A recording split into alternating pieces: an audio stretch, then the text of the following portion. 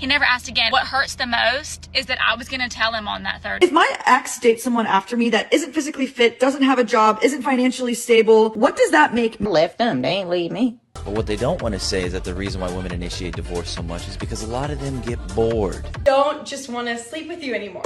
They want you to be their wife. Have a bunch of cats and dogs and chickens and goats. It just leaves us alone forever until we all just die in our... Like, that's why guys don't want to wife me up.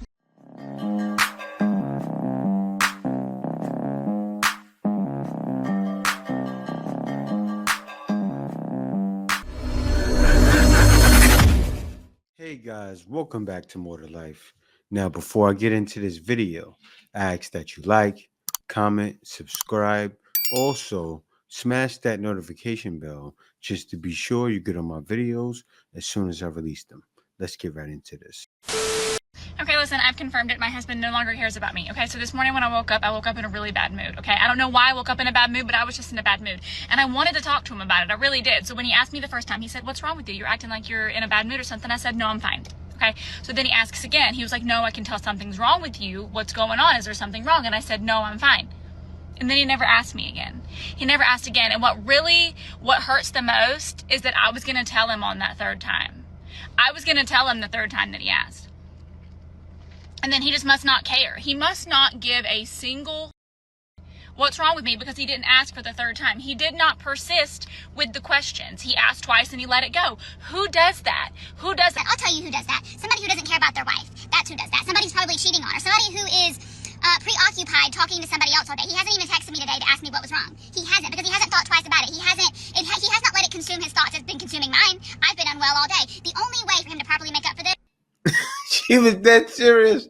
That was funny for Mega Man, but these women be dead serious. That was hilarious. She went on and on and on. And you know what they do it for? They used to do it for the gram. Now they're doing it for TikTok. All for the almighty dollar. Guys, you got a woman that's on TikTok. They're losing their jobs just to post on TikTok. Man, this is crazy. I've showed it. You've seen videos of it. These women are crazy. Why the f do I have to go through this?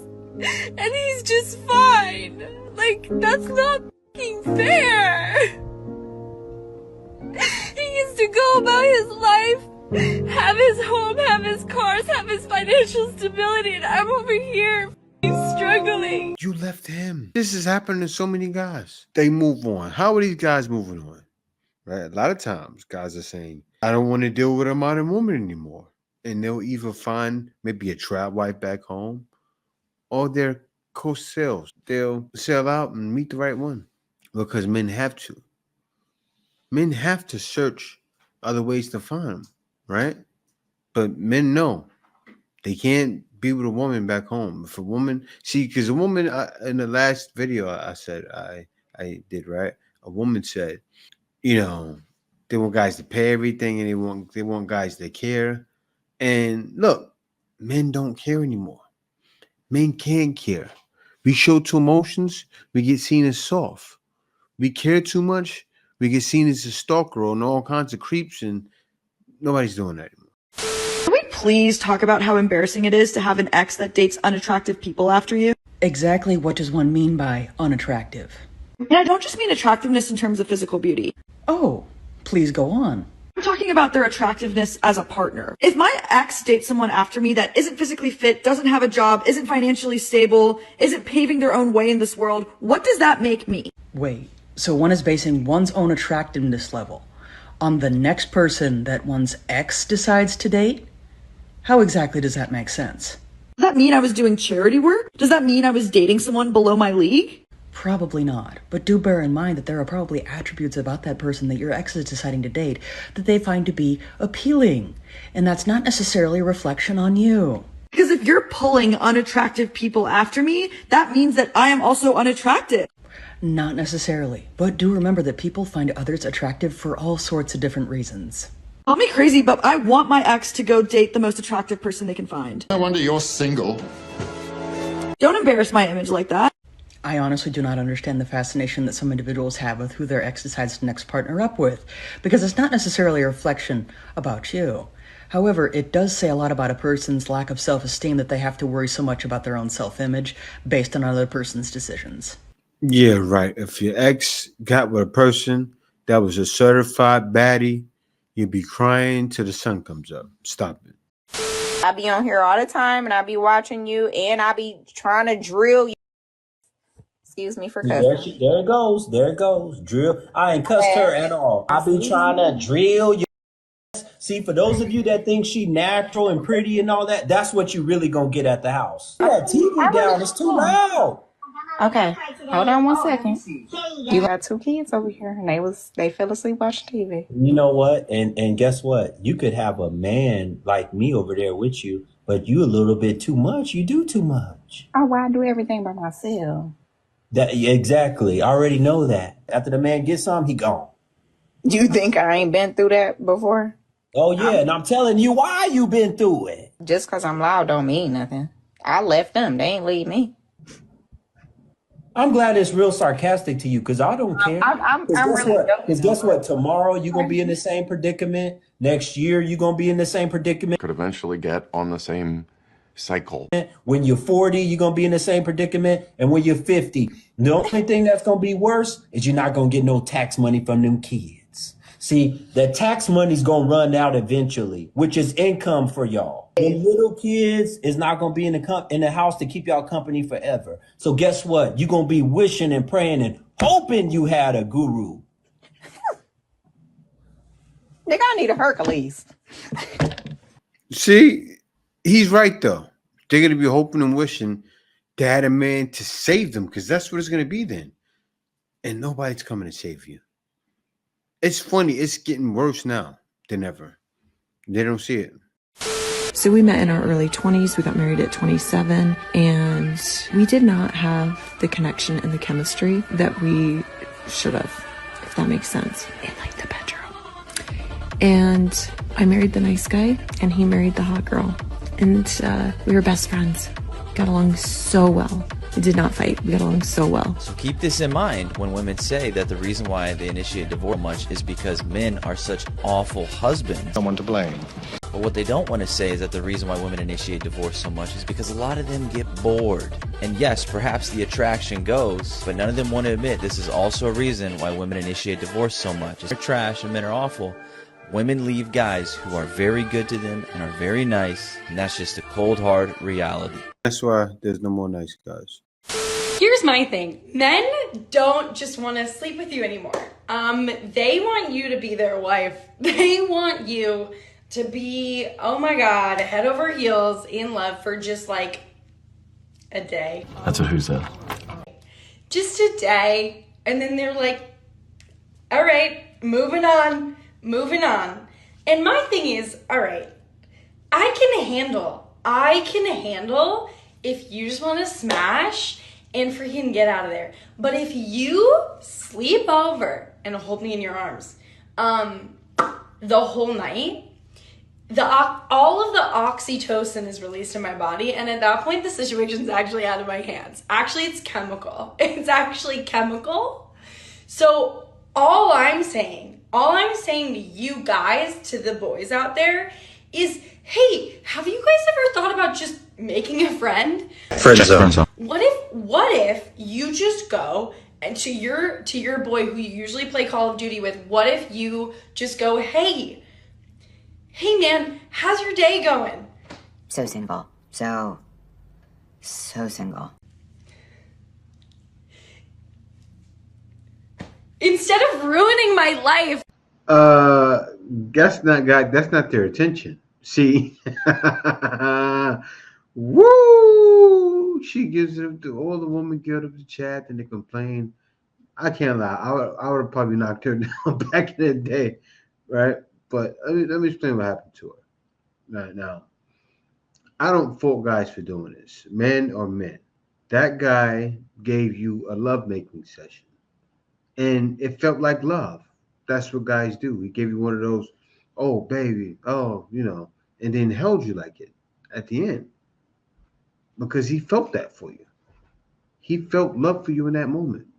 But men can't help it, right? You fell victim, but you fell victim to the wrong guy, and then you are blaming all of the men for it. I get tired of seeing you women do it. You do it all the time. You do. Regular guys get blamed for what Chad and Tyrone is doing. It's sad. It's guys are depressed about it. Guys get called creeps and all kinds of stuff because of the guys. And then guys are told they can't be nice. It's weird. It's so guys are done. They are. And you women gotta realize you're melting down. It's all your fault. This is a sad video to watch. I am only attracted to wealthy, generous men who provide for me. That's all I've ever dated in my entire life. It's all I ever would. I'd rather be single than split bills. What are you bringing to the table besides your body to these men who are taking care of you? You'd have to ask them. Wow. I'm asking you. I don't know. You'd have to ask them. They're the ones who want to date me. So from your perspective, what do you bring? Me. Wow. So what does that mean? I mean, you'd have to ask someone who loves me why they love me. I'm not a mind reader. No, I'm not asking you to be a mind reader. I'm just asking, you are on the other end of this relationship. I assume you know what you bring to the table of the relationship, right? Somebody loves me, then, and I love them, then I keep dating them. I don't really worry about the why. So you don't know what you bring to the table? I don't really give it that much consideration. Wow. Essentially, you're just giving them sex, and in exchange, they're giving you money, and that's it? Well, hopefully not. Well, then what else is there? I don't know. You'd have to ask them. Wow. You can see the pride in her eyes, and some women think exactly like her. This is dangerous. If all you have to offer is your body as a woman, then I promise you, you are going to live a very sad life in the end. Repent. Jesus loves you. Okay, I didn't know, but that was good. He said, "Repent, Jesus loves you," because he sounds like he's doing that. But still, that's what I've actually reacted to her before, and another clip, and most women are like that. She has no clue what she brings, and it's just a simple question he asked: "What do you bring to the table?" And I didn't know what that was until I seen it. Right? I didn't really understand. I can't lie. My exes, they brought something to the table. Even when I was in the States, I always made sure women brought something to the table. But I didn't truly know what it meant until I met my wife. When I saw she brought everything to the table. And I saw what bringing tables is. You guys know when you see it. You get some women like that in the West too. They call them pygmishas.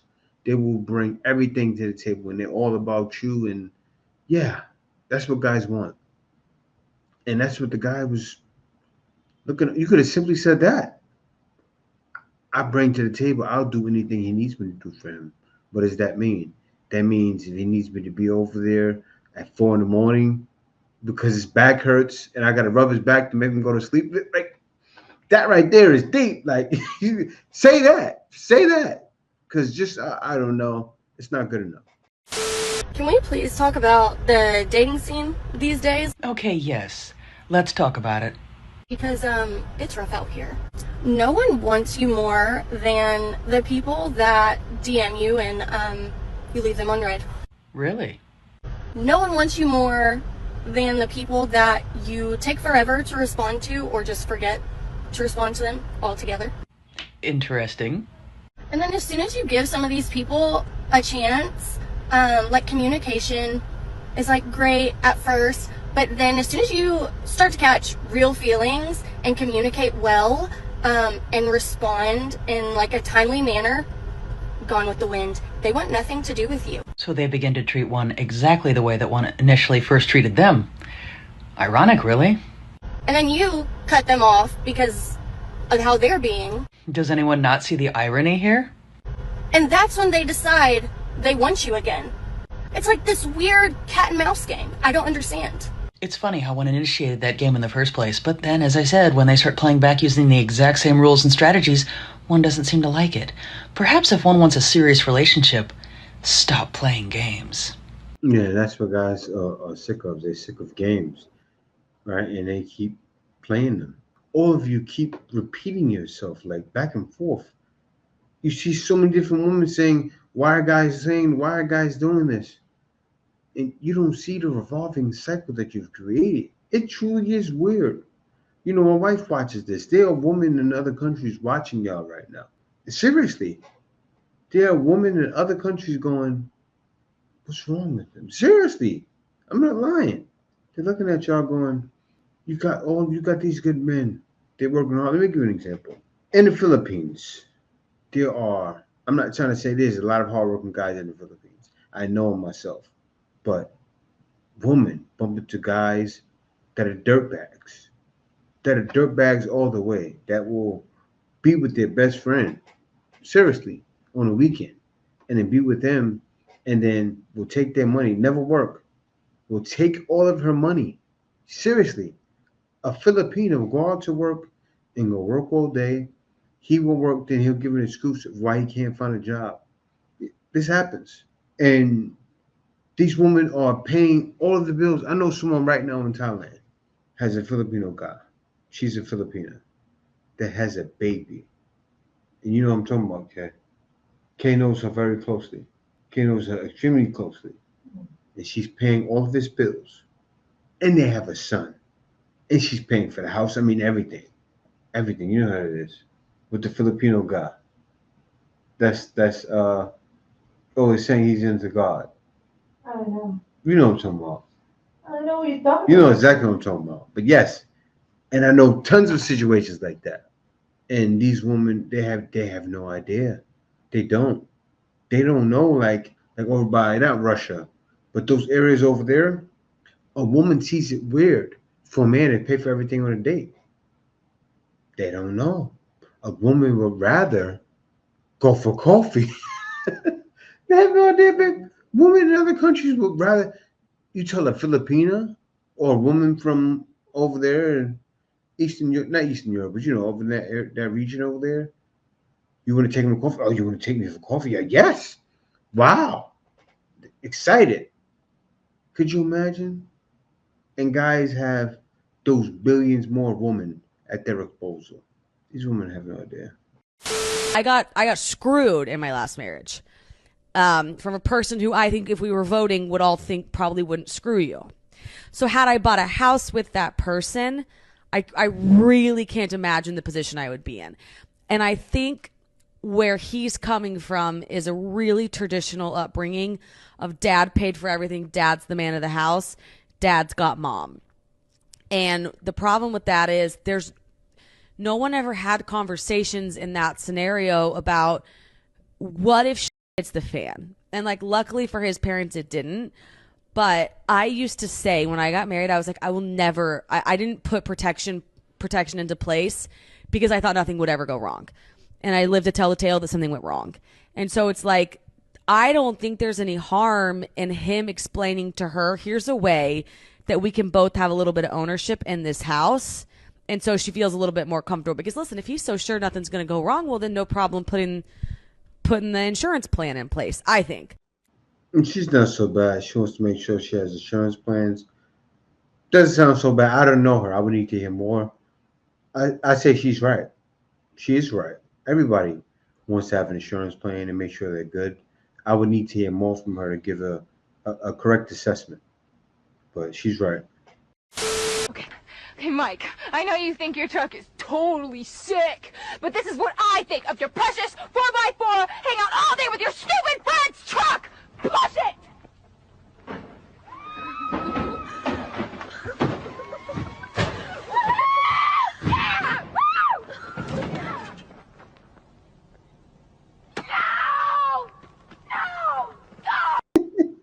That was a good commercial. That was good. I just came to the realization why I'm single. Every guy that I'm like, oh yeah, he's attractive. Okay, this is not supposed to be offensive, but I see their wives and they just look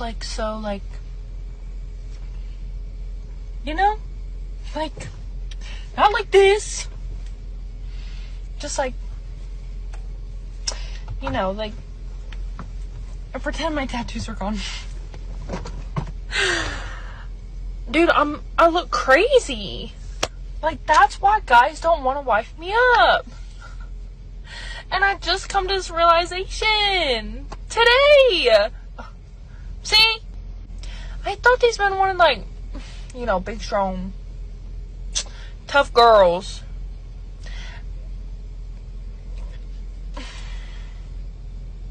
I don't know. I feel like all of them are like super girly, and all these guys are like, yeah, that's my girl. That's just like housewife stuff. And I'm over here like, I own my own business. I'm covered in tattoos. I'm a little spazzy, but that's okay. We embrace it. But yeah, I don't think any guy's gonna wife me up because they can't take me seriously. And I just realized that. Damn. So this is for the single people. I've been thinking like the last few days, like I can just not imagine ever being with someone ever again. Like, how do you get to that stage of even like meeting someone and then like all of a sudden you're just like hanging around with them every day? Like, how does that even happen? Like, I don't know whether like I'm just going through like this phase or like this stage of like a breakup, even though it was like months ago, but like I just can't envision it. Like, I just don't think I'm ever going to meet anyone. Like, I'm totally fine being on my own forever, but like, is this a thing? Like, do people still meet people, or are people just going to be single forever now? Like, I just don't get it. As a childless woman in my early 40s, I'm constantly thinking about my retirement and what that looks like. And it's always the same, no matter what. And it has been since my 30s, which is to live in a hut or a well-framed cabin in the woods with a community of women. And we all just like grow our own food, make our own preserves, read books, fix everything ourselves, have coffee together in the morning, drink wine at night, have a bunch of cats and dogs and chickens and goats, maybe some horses, pigs, whatever. And then we do really weird at night that makes everyone scared to come up to our property and just leaves us alone forever until we all just die in our beds, happy. You can't make this up. That sounds like a pretty good retirement. That sounds miserable. Like, seriously. But yeah, it's bad, man. And I think these women realize a lot of these women are older. They realize, they think, what am I doing wrong? And that first woman knew it was her fault. That's what's happening. I'm honestly really sad right now, if you can tell.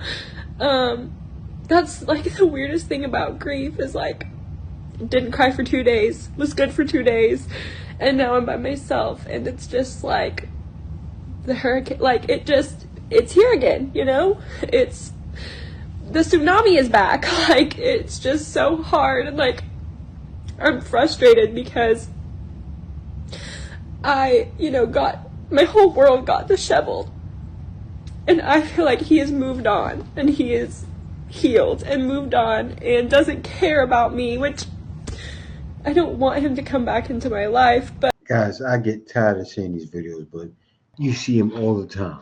And I got this video from the brother Raising Blazins, and these videos, he has them left and right, and these women are just crying their hearts out.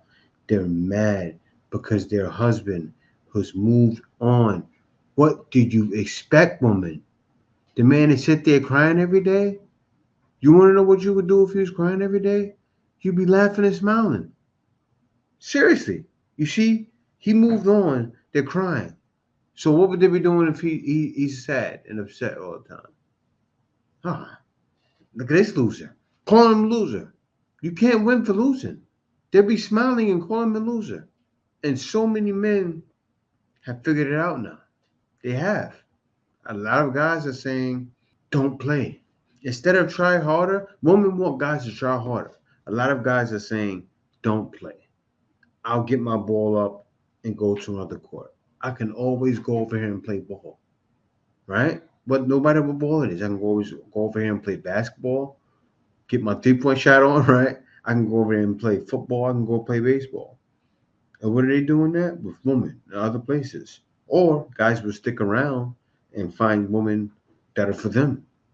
Women that don't mind living that trad wife lifestyle, or women that are all about no headaches. And more guys will continue to do that because we all realize it's definitely more to life than dealing with a woman like y'all.